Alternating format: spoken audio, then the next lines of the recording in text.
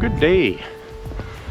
It is 23 degrees, about 1 o'clock in the afternoon, and I am back near the Kinsman RV park in St. Albert. And the reason I came back here again is there's a car show, show and shine at the park near St. Albert Place, and I thought I would just incorporate going there into my walk for today. So we'll take the path that I've taken before. I started over there at the parking lot where the boat launch is, and so not quite as far as Lois Hole. So I thought I would start here, walk to St. Albert Place, have a look at the cars, and then come back again. I was at the parade of classic cars last night, where they toured around and then parked in the parking lot at St. Albert Place. So that was good. Got drenched with rain for about 15 minutes. But other than that, it was a nice evening. So let's carry on down this path and get to the car show. Still nobody on the Sturgeon River. I did see a couple boaters heading towards Big Lake, but trust me, I would not be in there. You mention fecal matter and forget it.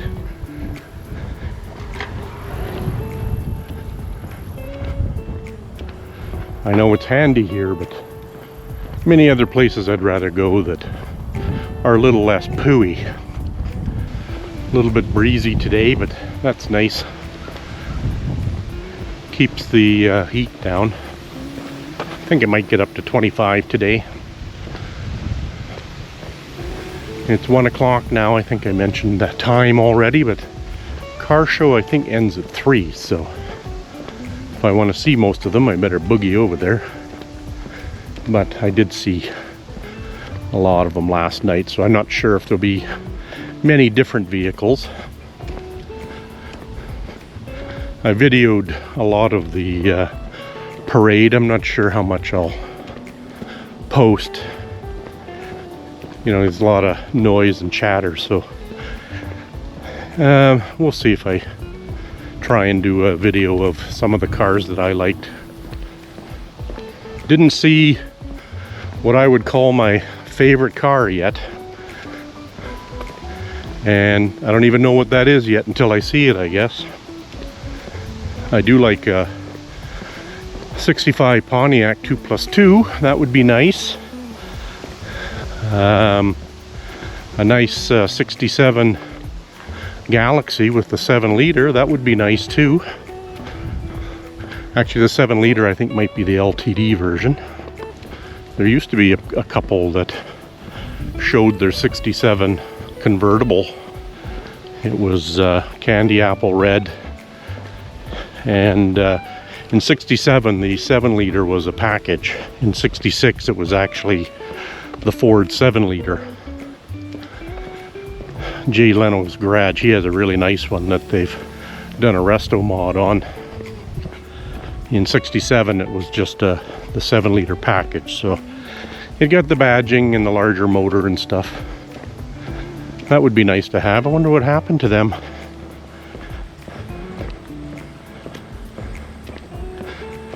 Mind you, I haven't been at a lot of show and shines this year.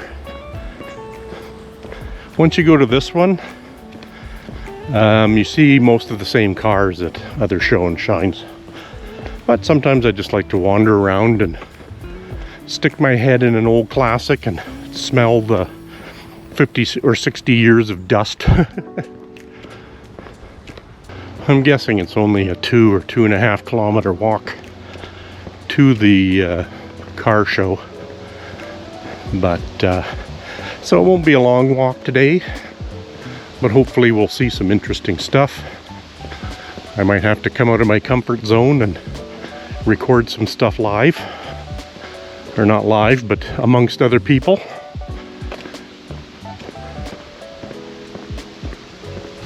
Last night While we were here, I saw my buddy Barry. He has a Buick Grand National, a really nice one. I'm not sure if it's original, but it is in awesome looking shape. Barry and I go back, God, 30 years anyways. He used to be our electrician when I worked at another company. And we did a lot of work together. I did the pointing and he did the work. So anyways, he was one of the marshals helping, align and park the cars. So I was thinking I wouldn't mind getting in on that action. Get to see the cars firsthand and stuff. Right now I'm a classic car enthusiast. I'm not a classic car owner, but one day, when the right one comes along.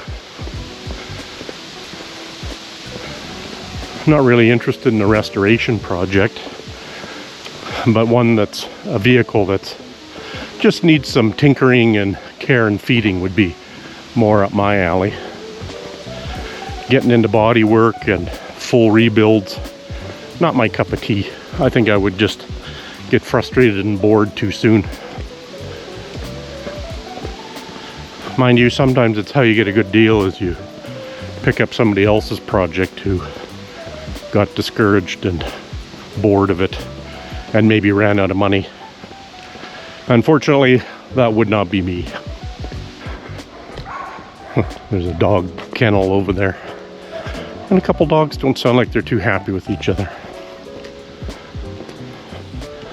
Got a bit of a late start leaving here for here. I noticed I had a headlight out on the driver's side of my truck. And I thought, crap, I just replaced those bulbs. But what was worrisome was it was not only the high beam and low beam, but also the running light. So that's all fed from the same wiring harness. I thought, great, I got to break somewhere. So had to look out my own video on how to replace a bulb in a Ram 1500. You can check that video out if you have a Ram 1500 and need to change a bulb. And also don't forget to subscribe, like, share, all those good things. So I watch my own video to remember how to take it apart. Good thing you video these things sometimes, eh? It probably saved me a half hour in trying to figure things out again. So I took it all apart, found a connector that just seemed not to be making good contact, because I could wiggle it around and make it go on and off. And it's been kind of an ongoing problem because we were heading to BC in the winter, well, a couple years ago, and for whatever reason that whole light assembly would turn off.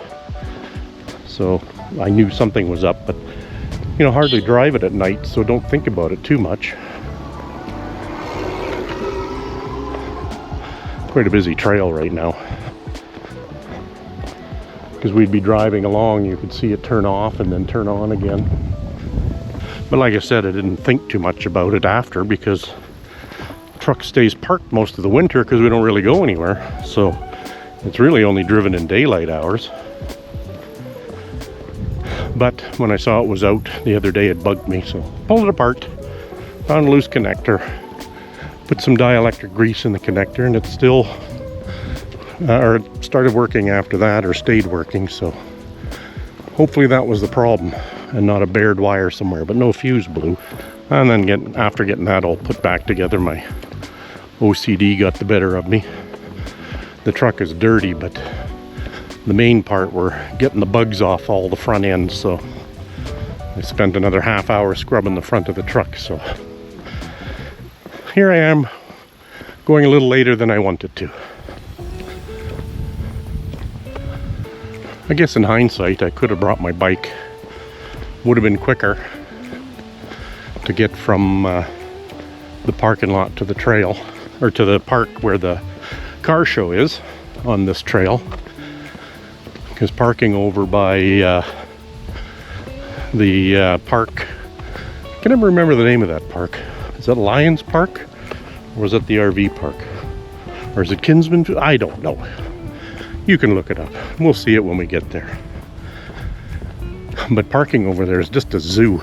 You have not only the car show going on, but also there is the farmers market.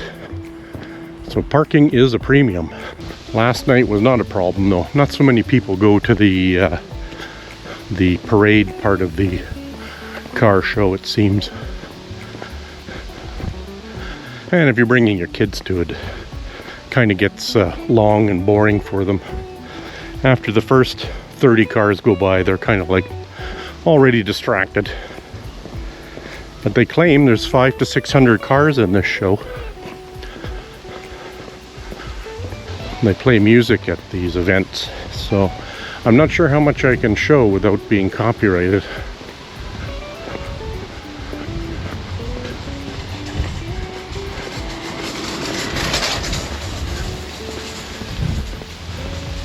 Oh, he had quite the contraption there. Okay, we're already getting to the start of the car show. Lots of people here. This is a very popular event. Okay, this was only a 2-kilometer walk to here.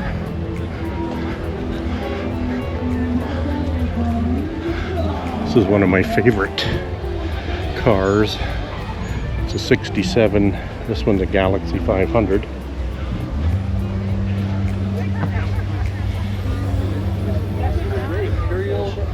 My stepdad had a 67 LTD 4-door sedan. I like that cone-shaped steering wheel. Not a lot of people like that.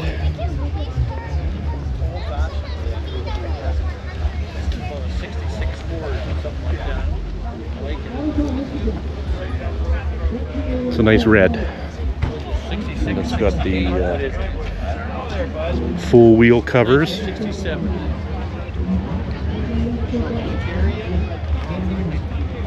Roadrunner.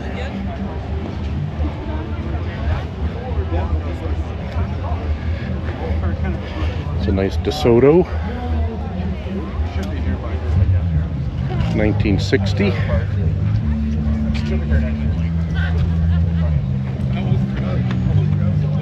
Very nice example.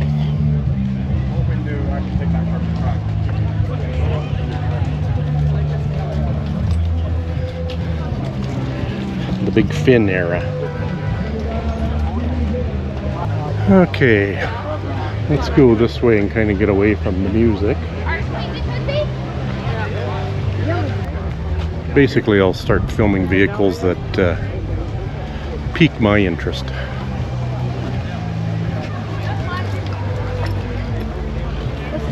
I've seen this Pontiac at a lot of shows. It's nice to see it's still out.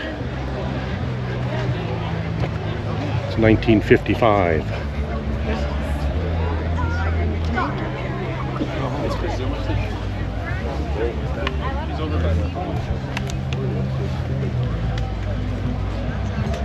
The teal color, very popular in the 50s.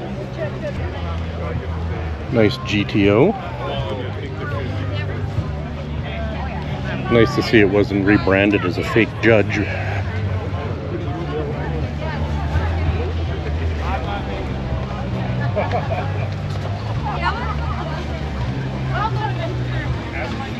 Lots of chrome to get you home. Yeah, all that chrome adds, what, 5-10 horsepower?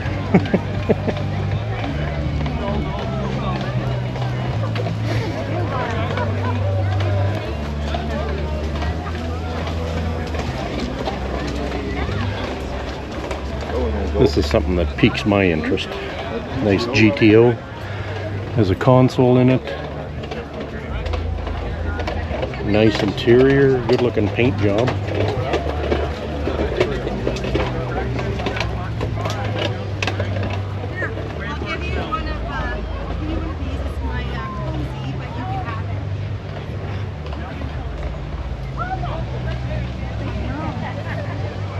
not sure what year it is. I think it's between a 64 and 66. It's got the straight up and down headlights. Oh, there we go. 67. I stand corrected.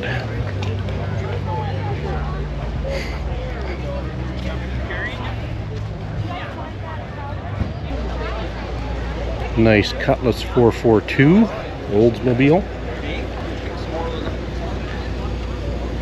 So the 442 badging originally meant 4-barrel, 4-speed, dual exhaust. But then they discovered from a marketing perspective not a lot of people were going to buy the standard. This one is an automatic. So what they claim it really meant was 400 engine, 4-barrel, dual exhaust. This one is 68. Do you like that color? This would be my favorite version of a Camaro, 69 RS. This one's got the console in it, which I think was part of the RS package. And I'm a sucker for hideaway headlights, and this one has the hideaway headlights. It's a retro mod with a different motor in it, or engine, sorry.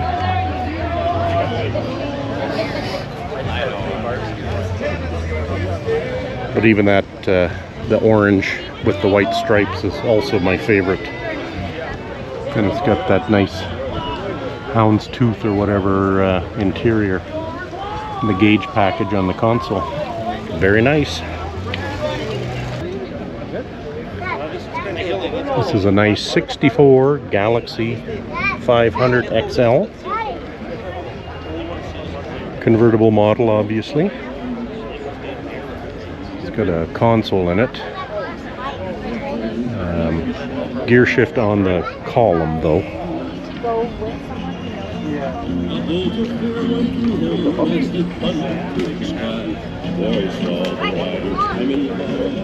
I like the taillights of the era. Everything was kind of jet engine related, or rockets.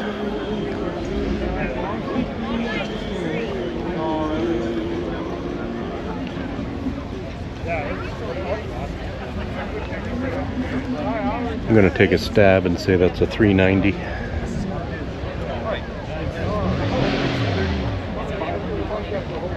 Very nice. This is Cadillac Row. 48 hours. Yep. That's where I got. Never a big fan of Cadillacs.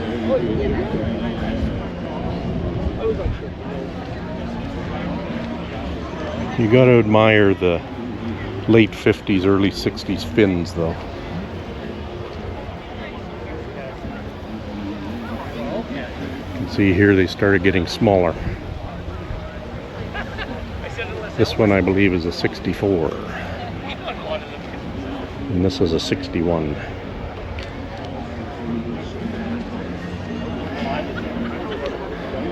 If you like Cadillacs, a couple nice ones here.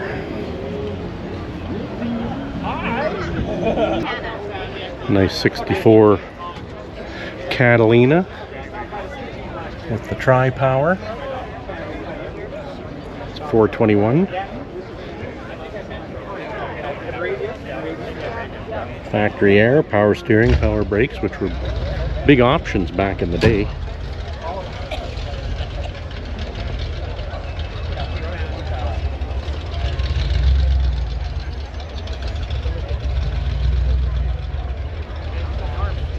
Always like those boomerang shaped tail lights. Nice early El Camino. It's probably a 59 or 60 based on the wings. Yeah, that's nicer than your dad's car. Look at that. It looks like a Porsche. That's a big thing. To compete with the El Camino, Ford came out with the Ranchero, and this is a 70s version. I think it's based on the Torino platform.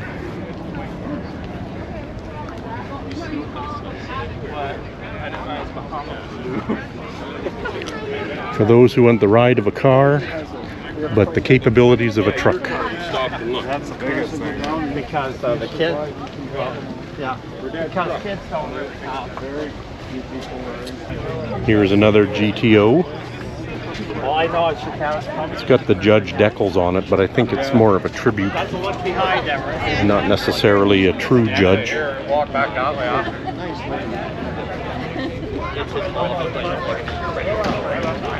I love that orange color.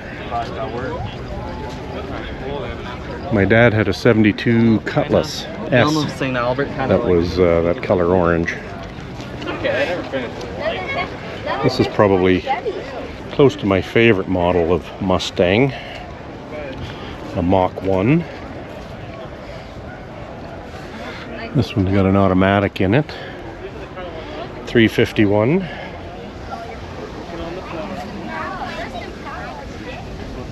$1970.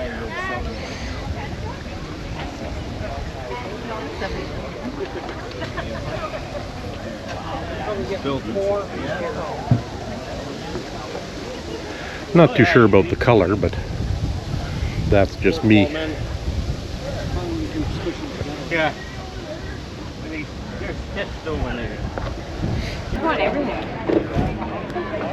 Nice 63 T-Bird, 390, air conditioning, power steering, power brakes.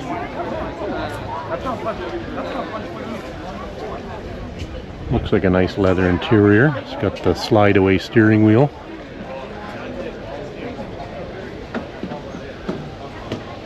I think 65 to 67 are my favorite, but that's when they really started getting bloated in size. These kind of competed too much, I think, with Mustangs, but they're more of a luxury sports car, if you will. I do like these Mustangs too. This one's a 68. California Special. Automatic. This one has the sequential taillight similar to what Thunderbird came out with.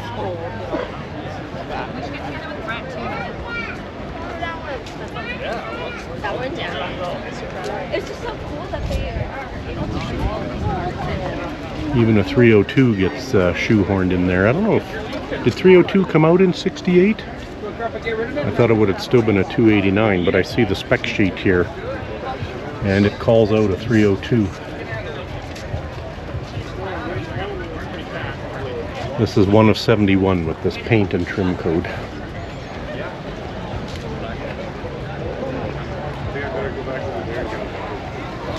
These types of cars don't normally excite me, but that is a very nicely done paint job as far as quality.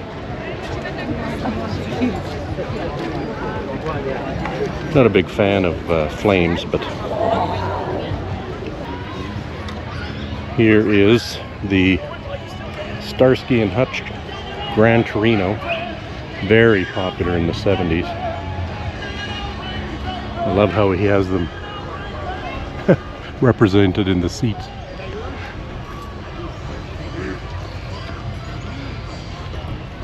Very nicely done.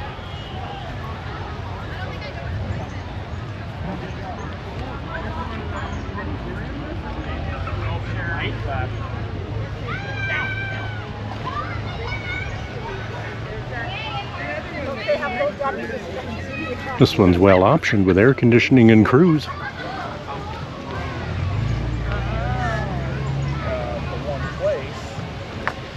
I already talked about the Ford 7-liter. Here's a true 7-liter. It's a 66. Ford Galaxy with a 428. Actually, it's not a Galaxy, it's actually a 7-liter. They branded it the 7-liter. Buckets and console, I'm not sure if you can see in there.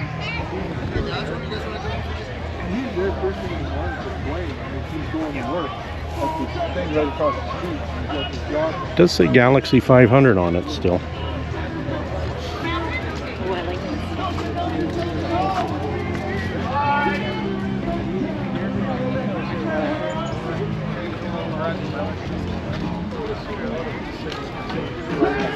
I bet this has got some get up and go.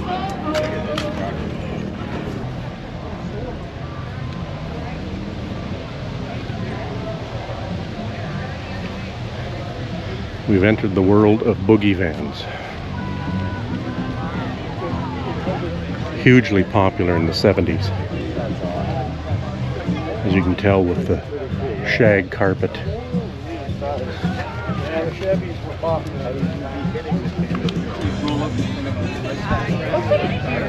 Some of the artwork and the paint on these is crazy.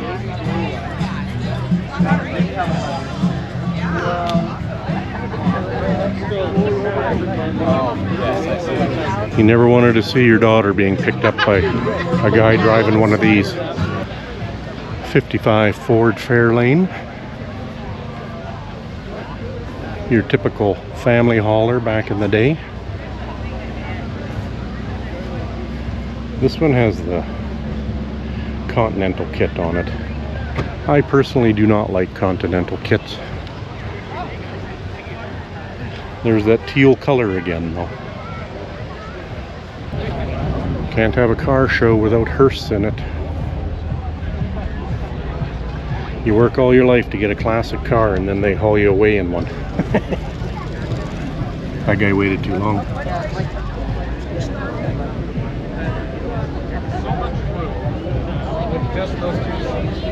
I must say, this seems bigger than the last time I was here. I don't think I made it last year, but I'm sure I was here the year before. Cougar XR7.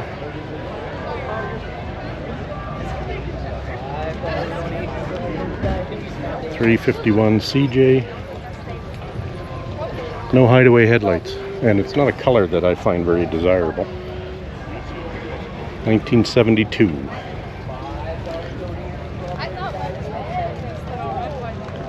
It's a nice 71 Cutlass CS. This one has the console, 8-track player, even has the clock. This one is a 455 engine in it.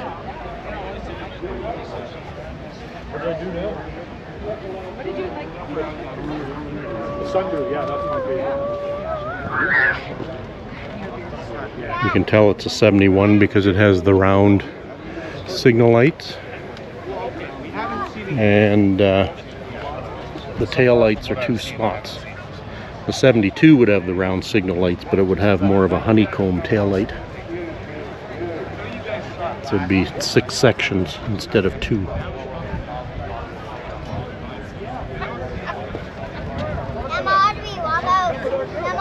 Cutlass Supreme. This is my friend Barry's Grand National.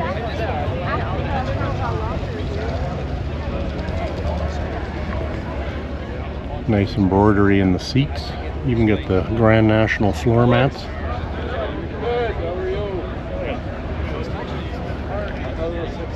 $49,000 kilometers. T-tops.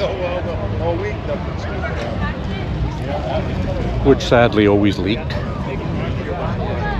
It's too bad he doesn't have the hood open, but here's another one.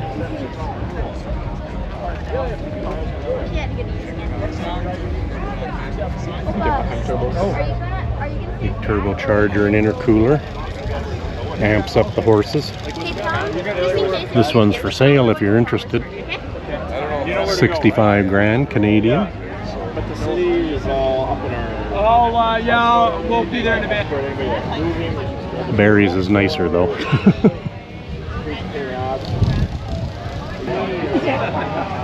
Always a fan of these big land yachts. This one's a New Yorker hard top. Smell-o-vision, you get that old classic car smell. This is a 67 Chrysler New Yorker, probably with a 440 in it.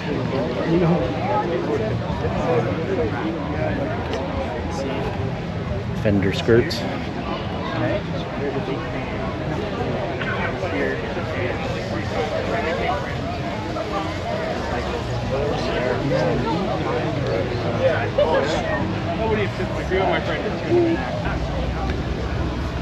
Here's a nice 69 Cougar, Mercury Cougar, convertible. Console. My dad had one of these. I can't remember what year it was though. It's got the sequential tail lights. This is the XR7 model. It's got a few more options with it. AM radio, clock. Having a clock was a big deal back in the day. It was an interesting option that they always quit after a while though, and not worth getting fixed because they'd always quit again. I hate the wheels on this one though. Would have rather have seen the original full hubcaps, or I think they had spoke wheels too, I can't remember. Nice Super B, 4-speed in it.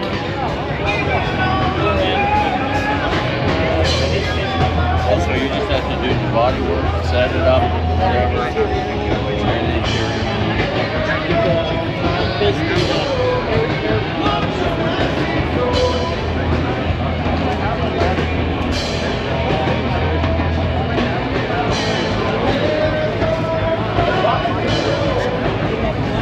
Yes, it's got a Hemi in it. I'm not gonna lie, there are a shit ton of cars here. They must have really met their 500 to 600 car estimate. Here's a nice first gen Charger. Console. This one has the open back and the fold down seats. 4-passenger, 1966.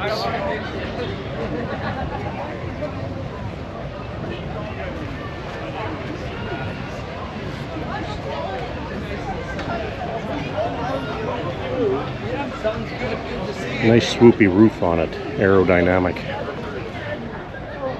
That gauge cluster is kind of neat too. One thing I liked about the 60s and early 70s Chrysler products, they had those big clunky switches and just kind of a Art Deco style dashes and stuff.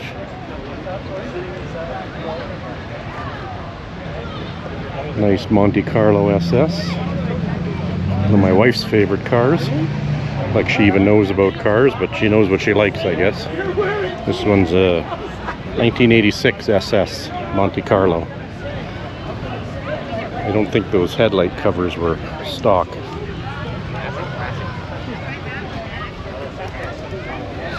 Nice wine color. Okay, this is the Ford 7-liter that I was talking about earlier. 67 Galaxy 500 7-liter convertible, candy apple red. Like I said, I was wondering where this one was, and here it is. Still showing it. XL package.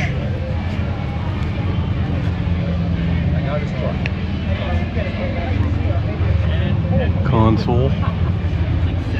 The only problem is his bumper in the back of his truck looked like tinfoil. Yeah, he's always stated that it's unrestored. Bought at Healy Ford here in Edmonton. It's got that cone steering wheel from the 1967. 43,500 miles. If they Little bucket seats. Very nice.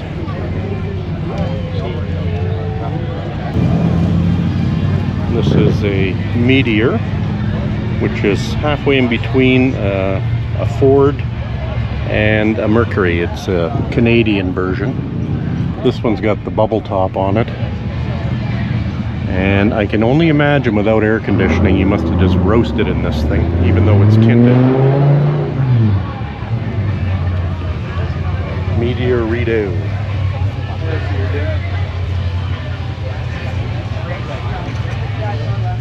$19.55. Pink was a popular color in the 50s and early 60s. Plymouth Fury.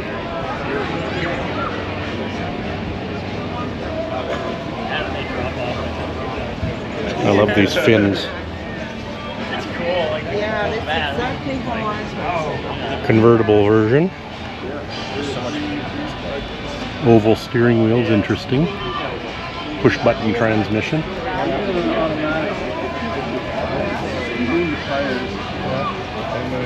This one's a 1960. Still have some more.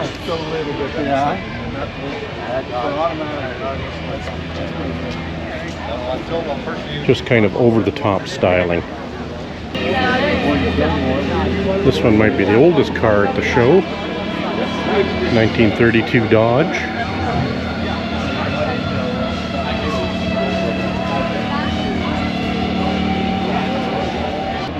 Kind of gives a Bonnie and Clyde vibe.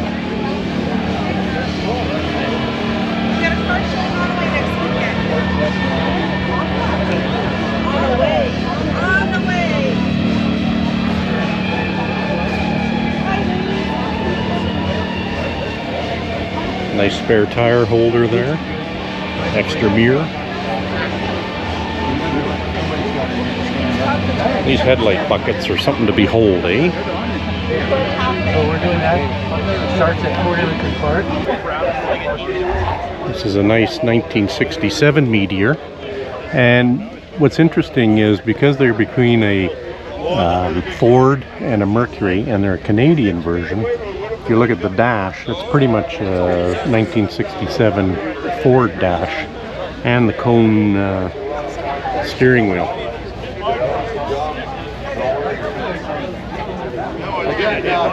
Must have been some kind of trade issue or whatever that we're seeing like today with tariffs and stuff on how to make cars affordable. So they had the Meteor version in Canada.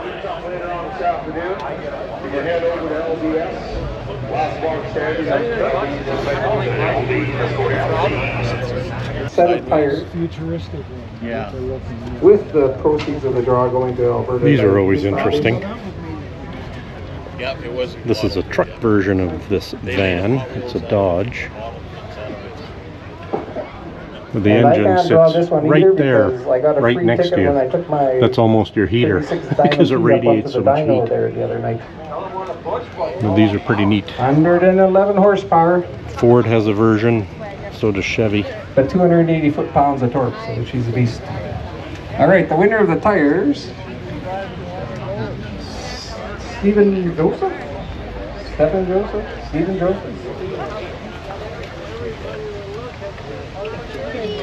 He lives on Fairview Boulevard in St. Albert. So, congratulations. Well, that's the end of Rockin' August 2025 in St. Albert. They announced that they had 960 plus cars. I thought it was bigger than it had been in the past. They said they set a record this year. It's a good place for it. They had the space for all the cars.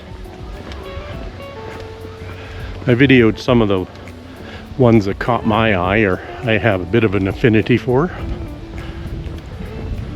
Now time to walk back to my truck. That kind of just sauntering and strolling I find really hard on my feet and my back. If I'm out here plowing along walking, it's not quite as stressful on the old bod. I've got to work off the smoky and the Fanta orange pop I had. I don't know what this says about me, but events like that really bring out the interesting faction of society, I'll say. Maybe I'm as nutty as them, but a lot of interesting folks participate in these things or visit these things. Trying not to be judgmental. I can safely say I didn't find or see a car that just, I gotta have that one. The closest would be the 67 Galaxy 500 7-liter, the Camaro RS 69. RS is Rally Sport.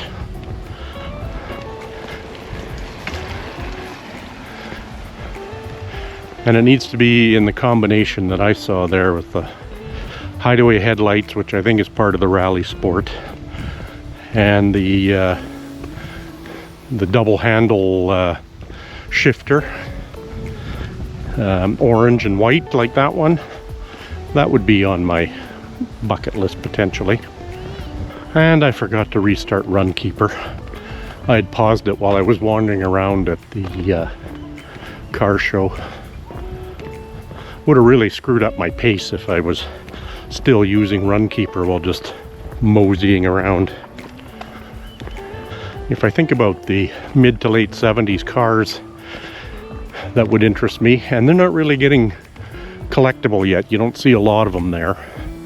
There was, you know, the G&X and the Grand National and that Monte Carlo that are from the, well, the Monte Carlo was an early 80s version, but if I had to get a 70s car, which had been neutered from a power perspective, I wouldn't mind a 1977 Ford Thunderbird that somebody swapped in a Coyote or Coyote engine, however you pronounce it. That would be kind of neat. So I like that combination of comfort and power.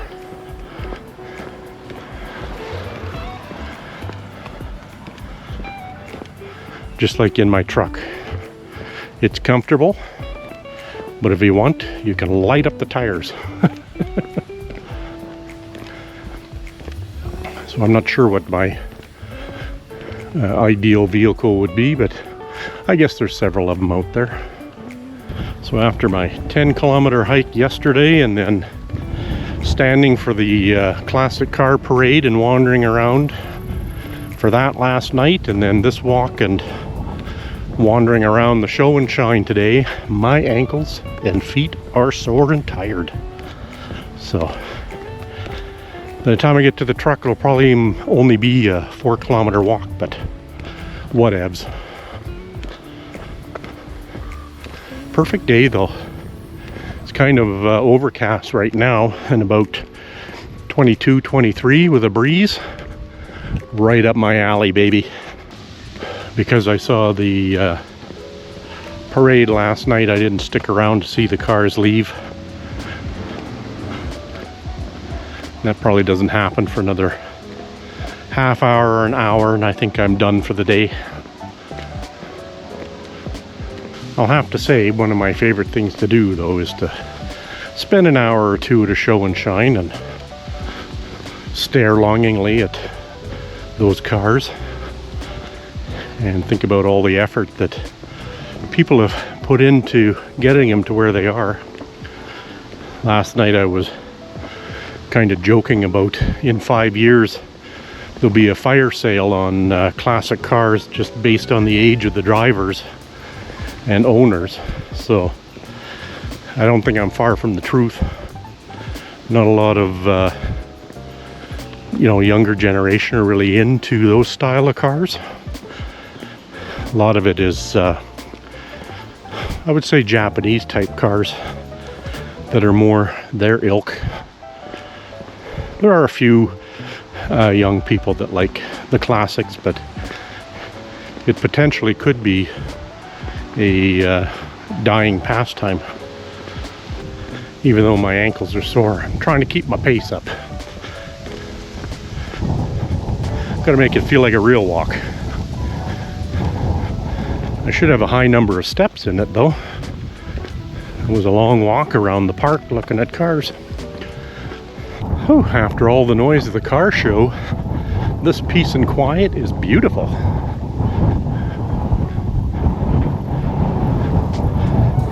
The wind is trying to take my hat away though.